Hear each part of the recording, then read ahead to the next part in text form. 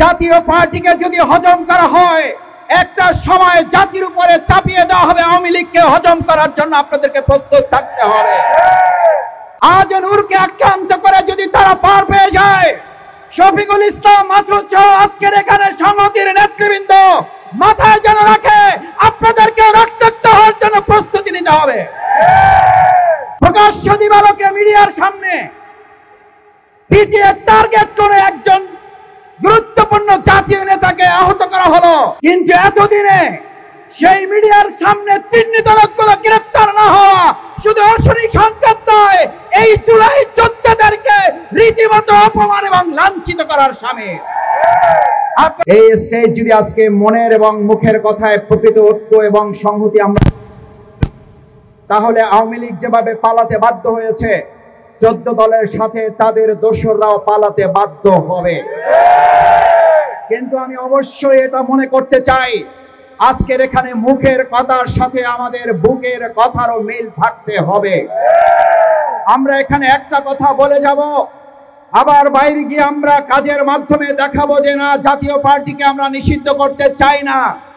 তাহলে প্রমাণ হবে জাতীয় পার্টিকে যদি হজম করা হয়, একটা সময় জাতির উপরে চাপিয়ে দেওয়া হবে। আওয়ামী লীগকে হজম করার জন্য আপনাদেরকে প্রস্তুত থাকতে হবে। আমার ভাই এবং বন্ধুগণ, নূরকে যারা হামলা করেছেন, আমাদের মাথায় রাখতে হবে নূরের অনুসারী এবং নূরের অগ্রগামীরা এখানে আছেন। আজ নূরকে আক্রান্ত করে যদি তারা পার পেয়ে যায়, শফিকুল ইসলাম মাসুদ সহ আজকের এখানে সংহতির নেতৃবৃন্দ মাথায় যেন রাখে, আপনাদেরকে রক্তাক্ত হওয়ার জন্য প্রস্তুতি নিতে হবে।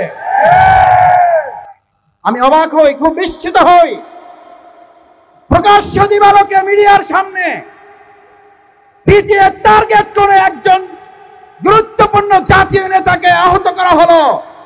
তার জন্য আপনারা যে কমিটি করেন আমার আপত্তি নাই, কিন্তু এতদিনে সেই মিডিয়ার সামনে চিহ্নিত লোকগুলো গ্রেফতার না হওয়া শুধু অশনি সংকেত নয়, এই জুলাই যোদ্ধাদেরকে রীতিমতো অপমান এবং লাঞ্ছিত করার সামিল।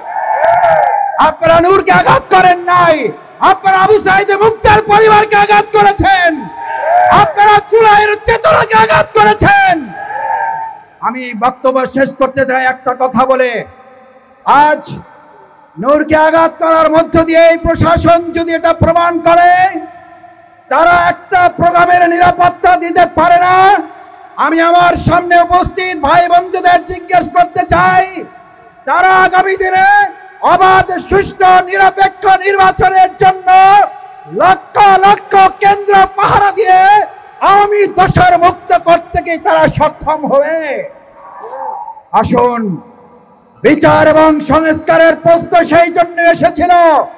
আজ এখানে বক্তব্য দেওয়ার কথা ছিল শেখ হাসিনার বিচারের দাবিতে, অথচ আজ আমাদের কথা বলতে হচ্ছে নূরের উপরে হামলাকারীদের বিচারের কথা বলতে। আমাদেরকে আস্তে আস্তে সহনশীল করে ফেলা হচ্ছে। আসুন, সহনশীলতার মাত্রা বাড়লে নির্মম নির্যাতনের মাত্রা বাড়বে। প্রতিরোধ করার জন্য সবাইকে ঐক্যবদ্ধ থাকতে রাজি আছে। আমাদের এই সশস্ত্র বাহিনীর জেনারেলরা নিয়োগকর্তা ছিল শেখ হাসিনা, আনুগত্য থাকবে, বাট লজ্জার সীমা একটা ধারণ করেন। এটা বিপ্লবী সরকারের অংশ। আপনারা অকারণে মুরুবাইয়ের গায়ে হাত তুলেছেন, আহত করেছেন এবং যেভাবে আঘাত করেছেন হত্যা করার জন্য। আমি অনুরোধ করব বিচার বিভাগ যে আপনারা স্বপ্রণীত হয়ে মামলা করুন। এই যে আমাদের হাসিনা ফ্যাসিস্ট এই দেশ থেকে পালিয়ে গেল আমাদের বিমান বাহিনী নিয়ে, তার জন্য আমরা কেন হাসিনাকে চলে যেতে দিলাম? এখানে আমরা কঠোর না হলে আমরা সোজা করতে পারবো না। আজকে কথা উঠেছে 14 দলকে বাতিল। আমি চাই না এই সেনাবাহিনীর জেনারেলদের বিরুদ্ধে আমরা কোনো কথা বলি। আপনারা আওয়ামী লীগের রেসপন্সার, আপনারা নতুন করে শপথবদ্ধ হন বাংলাদেশের প্রতি, ভারতের প্রতি না। আওয়ামী প্রেম বর্জন করুন। আমি সেনাপ্রধানকে বলবো, তৃণবাহিনী প্রধানকে বলবো, আপনার ভারতেশ্বরী, আপনার ওই ঢাকেশ্বরী মন্দিরে যান। এটা আমরা পছন্দ করি না। আপনাদের আমরা সন্দেহের চোখে দেখি। কোনো এক হওয়ার কোনো সম্ভাবনা নাই। চেষ্টাও করবেন না, হুমকি দামকি দিবেন না। জনগণের পাশে থাকুন। আপনার জনগণের দেশের কর্মচারী, আমাদের বেতনে ট্যাক্সের টাকা আপনাদের বেতন হয়, এটা ভুলে যাবেন না। আপনাদেরও বিচার হবে। সীমা লঙ্ঘন করে যাচ্ছেন। একটা লাল গেঞ্জি পরা লোক ছিল পুলিশের মধ্যে থেকে, সেই লোকটা কোথায়? সেই লোকটাকে দেখতে চাই। আপনি স্বরাষ্ট্র উপদেষ্টা, আপনি সেনাবাহিনীর লোক, এটা আপনি রেহাই পাবেন না। আপনি শান্ত ভদ্র, এটা খোলা বিবেচনার বিষয় না। আইনের গতিতে চলবে। আমরা ডক্টর ইউনূস খুব ভালো মানুষ, কঠিন হতে পারেন নাই, তাই আপনারা সুবিধা নিচ্ছেন। আমি আবার বলবো, আমাদের নতুন দেশ, এই দেশটাকে আমরা এগিয়ে নিয়ে যাব। আগামী প্রজন্মের কাছে একটা সুন্দর দেশ রেখে যাব। ভারতের আধিপত্য মুক্ত বাংলাদেশ থাকবে, এখানে কোনো ভারতের চোখ রাঙানি চলবে না। সেনাবাহিনীকে বলবো, আপনারা ব্যারাকে যেভাবে থাকেন সেভাবে থাকেন, ঝামেলা করবেন না। এই জনগণ আজকে শক্তিশালী জনগণ এক হয়ে গেছে আপনার এক অপকর্মের জন্য। আমরা আরেক ধাপ এগিয়ে গেছি। আমরা মনে করি জরুরিভাবে এদের বিচার করুন, নাহলে আপনার উপর আমার সন্দেহ থাকবে। ধন্যবাদ। বিসমিল্লাহির রহমানির রহিম।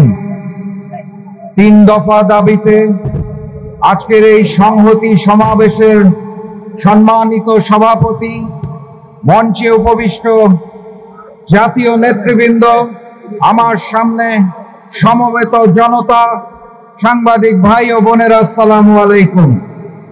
আমি সর্বপ্রথম আমার দল জাতীয় গণতান্ত্রিক পার্টি জাগপার পক্ষ থেকে আজকে এই মঞ্চ থেকে যেই 3টি দাবি দেওয়া হয়েছে তার প্রতি পূর্ণ সমর্থন এবং সংহতি জ্ঞাপন করছি। প্রিয় ভাইরা, বক্তব্য দেওয়ার কিছু নাই। অগাস্ট মাসের 5 তারিখে ফ্যাসিস্ট শেখ হাসিনা এবং আওয়ামী লীগের সাথে সাথে ওই ভারতীয় আধিপত্যবাদ এবং ভারতীয় আগ্রাসনের পতন হওয়ার কথা ছিল। আমরা ভেবেছিলাম বাংলাদেশ নতুন করে স্বাধীন হবে, বাংলাদেশ নতুন করে সার্বভৌমত্বের স্বাদ পাবে, ওই ভারতীয় আধিপত্যবাদ এবং ভারতীয় আগ্রাসনকে আমরা আর বাংলার মাটিতে দেখতে পাবো না।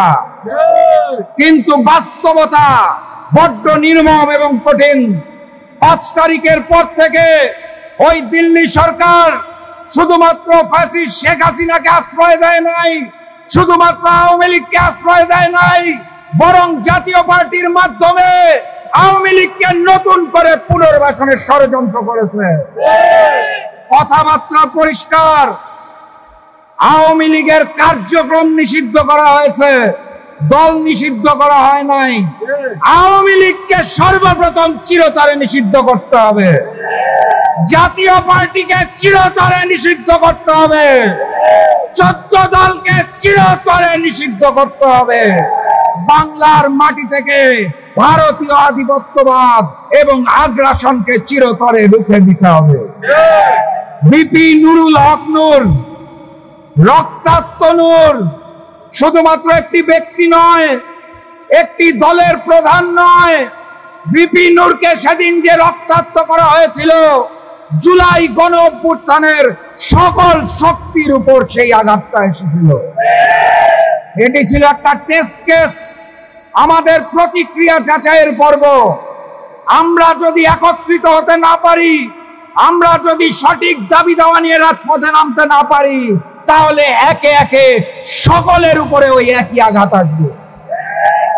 অন্তর্বর্তী সরকার এখনো বিপি নুরুল হক নূরের উপর আঘাতকারীদের গ্রেফতার করতে পারে নাই। আমি বুঝি না কোন কারণে বিপি নুরুল হক নূরকে এখনো সুচিকিৎসার জন্য বিদেশে পাঠানো হয় নাই। বড্ড গোজামিল চলছে। আমি জাতীয় নেতৃবৃন্দ সহ সামনে উপস্থিত জনতা সবাইকে আহ্বান জানাতে চাই, সাহস রেখে সঠিক কথা বলতে হবে। আমরা বারবার জাতীয় পার্টির কথা বলছি, জাতীয় নেতৃবৃন্দ অনেকেই, অনেক বড় বড় দল, আমি লক্ষ্য করছি সুকৌশলে ওই সেনাবাহিনী